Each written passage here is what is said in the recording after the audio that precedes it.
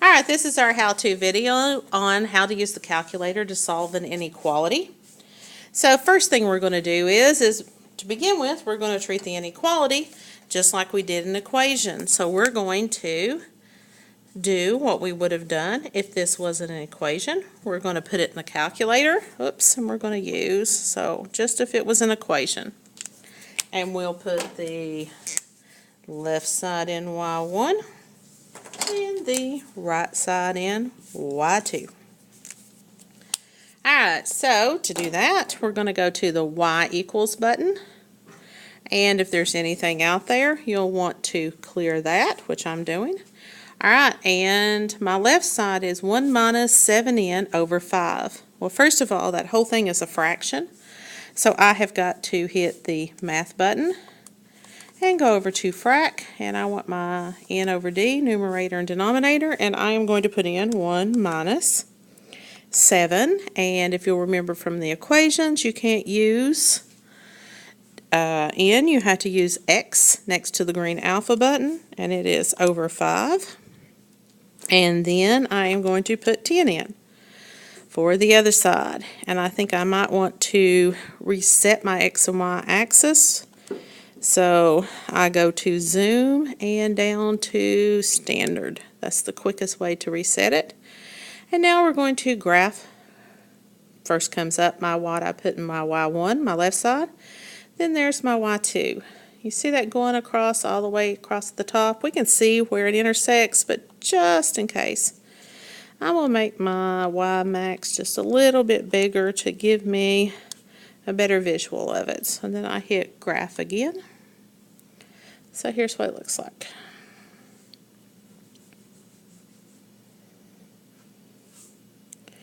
Alright, now to find the number I need for my answer of my inequality, I had to find out where those two lines cross or intersect. So it's second and trace, and I want to go down to number 5, which is intersect, and I hit enter 3 times. And it tells me my intersection is -7. So what that means here is, where x is -7, and I use the n, that's where my two lines cross there.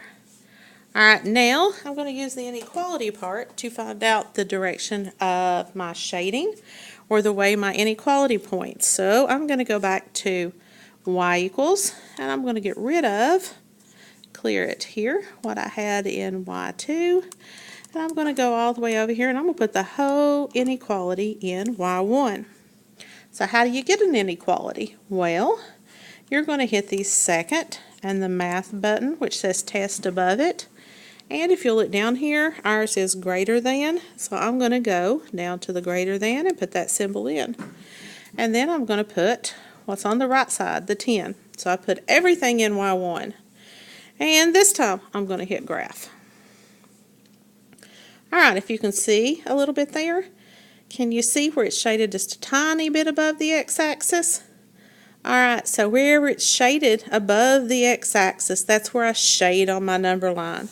So that means it's going off the screen to the left, that part above the x-axis, so that means my inequality points to the left.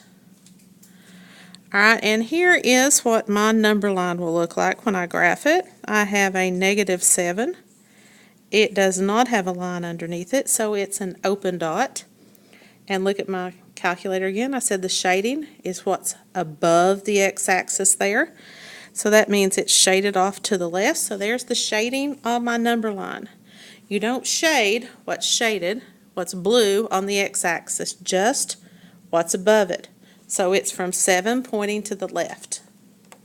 Alright, there's one last thing I want to show you about the inequalities. When we solved an equation, I showed you how to look at the table.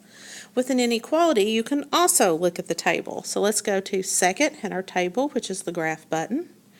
And let's look at this. Can you see these 1s and 0s here?